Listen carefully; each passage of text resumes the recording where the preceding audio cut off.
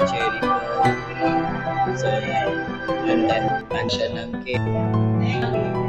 Okay. Siya ng birthday Tita Cherry po. So, abangan guys. Abangan na kami. Happy birthday po Tita Cherry po. Ate, happy birthday po. Happy birthday po. Ito po. So, happy birthday si Tita Cherry po. So, abangan po. So, binati ko yung sa birthday ni Tita Cherry po. So, abangan